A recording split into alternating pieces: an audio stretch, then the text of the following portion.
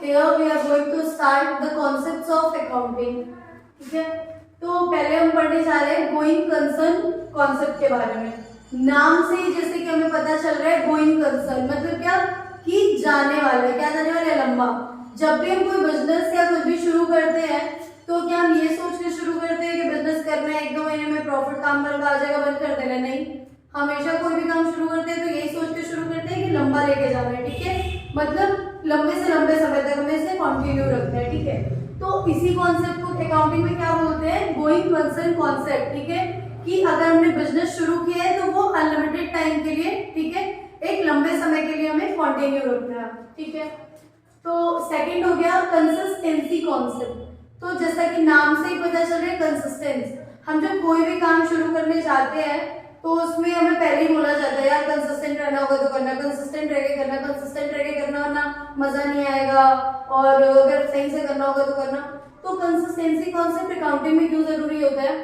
अब जब हम कोई अगर अकाउंट बनाना शुरू कर रहे हैं तो क्या ऐसा करते हैं कि 1 साल के अकाउंट बनाया, अकाउंटिंग ईयर क्लोज हुआ मार्च में, और फिर नए साल का अकाउंट बनाना शुरू किया तो यहाँ पे नया डेटा ले लिया? नहीं, उसी साल के जो प्रॉफिट और लॉस होते हैं वही तो हम आगे कंटिन्यू करके लाते हैं ना। ठीक, ऐसा तो नहीं होता है कि साल के जो प्रॉफिट और लॉस है यहीं पे सब पार्टी करके खत्म, नए अकाउंटिंग ईयर नए कैपिटल नए पैसे के साथ शुरू, ऐसा तो होता नहीं है। ठीक, वही डेटा जो है हम कैरी फॉरवर्ड करके नए ईयर में लेके आते हैं। ठीक है, तो यही होता है कंसिस्टेंसी कॉन्सेप्ट कि रिमेन कांस्टेंट। ठीक, अकाउंटिंग जो हम कर रहे हैं उसमें हमको कंसिस्टेंट रहना है। ठीक है, कंसिस्टेंट कैसे रहना है कि जब हम ईयर टू ईयर, जब भी मतलब 1 साल से अनदर ईयर हम जा रहे हैं, नेक्स्ट ईयर में प्रवेश कर रहे हैं, तो हम पुराना डेटा, पुराने प्रॉफिट लॉस, पुराना कैपिटल, पुराना हमारा टर्नओवर, वही सब कुछ लेके कंटिन्यू करेंगे। ठीक है, तो उसमें बीच में कोई हिंड्रेंस नहीं होनी चाहिए।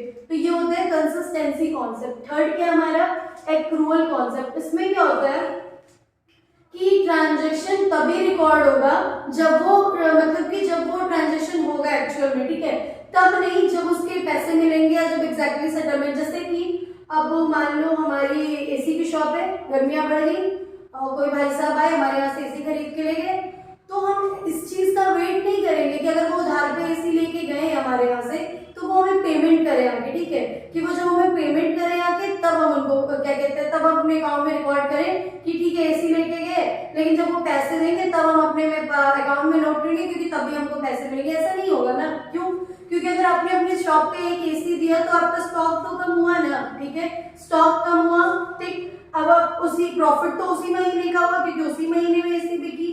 ठीक है, तो आप उसी टाइम रिकॉर्ड करेंगे, अदरवाइज आपका बैलेंस शीट मैच ही नहीं होगा। ठीक है, आपके अकाउंट्स में गड़बड़ी हो जाएगी, तुरंत एरर हो जाएगा। क्यों?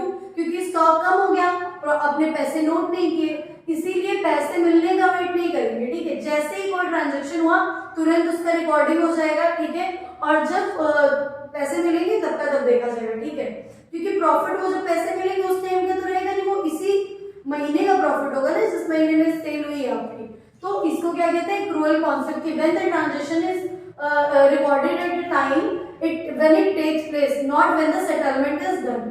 ठीक है, फोर्थ है बिजनेस एंटिटी कॉन्सेप्ट। इसमें क्या कहते हैं कि हमेशा हम बिजनेस को एक डिफरेंट एंटिटी, डिफरेंट आइडेंटिटी का मानते हैं। ठीक है, बिजनेस को उसके ओनर से, उसके मैनेजर से, उसके एम्प्लॉयज से हमेशा सेपरेट मानते हैं। ठीक है, कभी भी हम बिजनेस को ये नहीं मानते कि बिजनेस और बिजनेस का ओनर एक है। बिजनेस की अपनी एक अलग आइडेंटिटी होती है, बिजनेस की अपनी एक अलग एंटिटी होती है। बिजनेस, उसके ओनर, उसके मैनेजर्स, उसके एम्प्लॉयज, उसके कस्टमर हमेशा सब सेपरेट रहते हैं। क्यों? क्योंकि बिजनेस हमेशा अपनी बिजनेस खुद की गुडविल होती है बिजनेस की। ठीक है, उनकी अपनी एक अलग आइडेंटिटी होती है, एक अलग एक यूनिक आइडेंटिटी होती है।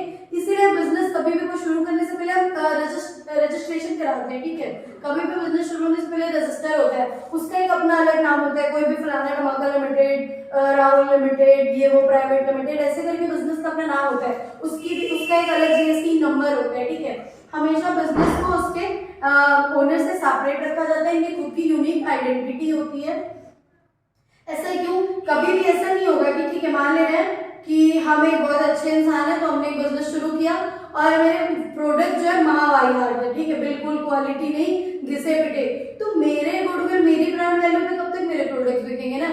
उनकी खुद का बिजनेस अच्छा, उनको खुद का बिजनेस अपना अच्छा करना पड़ेगा, ठीक है। अगर मेरा प्रोडक्ट अच्छा नहीं होगा तो मेरे चेहरे पे की वजह से थोड़ा बिक जाएगा, मेरी वैल्यू की वजह से नहीं। उनका खुद की क्वालिटी अच्छी नहीं होगी तो नहीं बिकेंगे।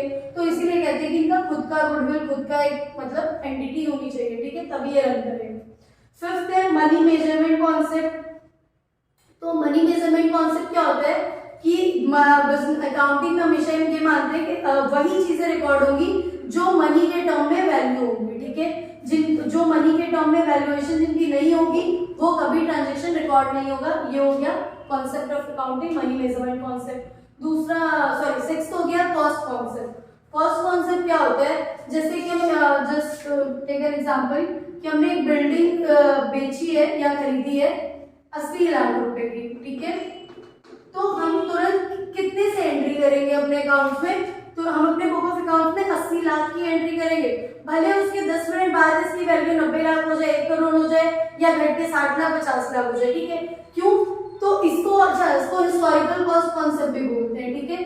तो तुरंत जो हम रिकॉर्ड करेंगे वो क्या करेंगे 80 लाख रुपए से, ठीक। उसके बाद उसकी डिक्रीज हो रहा है इंक्रीज हो रहा है वैल्यू, उससे हमको कोई फर्क नहीं होगा। जो हम अपने अकाउंट में करेंगे एंट्री वो 80 लाख जो उसकी एग्जैक्ट वैल्यू होगी उसी से। तो ये होते हैं कॉस्ट कॉन्सेप्ट, ठीक है।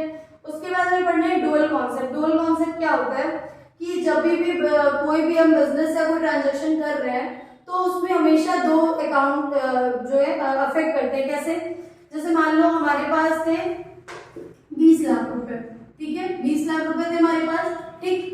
और ये थे हमारे कैश के फॉर्म में, ठीक है। 5 लाख रुपए हमने लोन ले लिए, ठीक है, 5 लाख हमने लोन ले लिए, ठीक। 20 लाख के साथ बिजनेस शुरू किया, ठीक है, 20 लाख हमें कम लग रहे थे, 5 लाख हमने लोन ले लिया, ठीक है। टोटल कितने हो गए 25 लाख। ये सब हमने किस में लगा दिया, एसेट में लगा दिया, ठीक है। तो मतलब क्या हुआ 20 लाख कैश, 5 लाख लोन ले लिया कम लगा दो, और पूरे 25 लाख का बिजनेस में लगा दिया। तो पूरे 25 लाख की क्या हो गई, प्रॉपर्टी हो गई हमारी, एसेट हो गई, ठीक। तो अब देखो कितने अकाउंट इससे अफेक्ट हुए। जैसे यहाँ पे हमने फॉर्मूला में लिखा है asset is equal to capital plus liability, ठीक। कैपिटल हमारे पास कितनी थी 20 लाख की थी, हमें कम लगा, हमने थोड़ा दुख भी ले लिया, चलो 5 लाख का हमने लोन ले लिया, ठीक है। अब ये पूरे 25 लाख से हमने क्या शुरू किया है, हमने अपने 25 लाख के एसेट बना लिए, पूरे 25 लाख से हमने बिजनेस शुरू कर दिया, ठीक है। तो अकाउंट इफेक्ट हुए ना दो, तो ये होता है डुअल कॉन्सेप्ट, ठीक है। नेक्स्ट हमें पढ़ना है मैचिंग कॉन्सेप्ट। मैचिंग कॉन्सेप्ट क्या होता है कि मैचिंग कॉन्सेप्ट में ये कहते हैं कि जिस ईयर में या जिस भी अकाउंटिंग पीरियड में, ईयर तो गलत हो गया वर्ड, जिस भी अकाउंटिंग पीरियड में जैसे कि हमने कोई एक्सपेंस इनकर किया, ठीक है, या कोई रेवेन्यू जनरेट किया, तो वो हमें तुरंत ही रिकॉर्ड करना पड़ेगा, क्योंकि उसी ईयर के हमें मैच करना पड़ेगा। अदरवाइज बैलेंस शीट या ट्रायल बैलेंस वगैरह कैसे बनेगा ना, कोई फाइनेंशियल स्टेटमेंट ही नहीं बन पाएगा। तो इसी को कहते हैं मैचिंग ऑफ कॉन्सेप्ट, कि कितना एक्सपेंस इनकर हुआ है, कितना रेवेन्यू जनरेट हुआ है, ये सब हमें उसी ईयर के अमाउंट से मैच करना पड़ेगा, बैलेंस से। तो ये सब हमें एग्जैक्ट रिकॉर्ड करना पड़ता है, क्योंकि मैच करेंगे तभी जाके लास्ट में फाइनेंशियल स्टेटमेंट बना पाएंगे। देन ऑल्सो ये में प्रॉफिट एंड लॉस पता चलेगा अपने बिजनेस का, बैलेंस शीट वगैरह पता चलेगी, ठीक है, कितना हमने प्रॉफिट बनाया और कितना क्या किया। नेक्स्ट है लास्ट है रेवेन्यू रिकॉग्निशन कॉन्सेप्ट। तो रिकॉग्निशन क्या होता है कि जब भी हम कोई बिजनेस करते हैं और उस अकाउंटिंग ईयर में हमने जो भी रेवेन्यू इनकर किया, तो जैसे ही वो ट्रांजैक्शन होता है हम तुरंत रिकॉर्ड कर देते हैं, ठीक है। उसका वेट नहीं करते कि कैश रिसीव हो। जैसे हमने अपनी सर्विस की डिलीवरी की या अपने गुड्स की डिलीवरी की या जो भी की, तुरंत हम रिकॉर्ड कर लेंगे, ठीक है। कैश का वेट नहीं करेंगे, कैश रिसीव होने का किसी भी चीज का। इसी को क्या कहते हैं कि जैसे ही रेवेन्यू मतलब हमने अर्न किया, ठीक है, तुरंत हम रिकॉर्ड कर देंगे।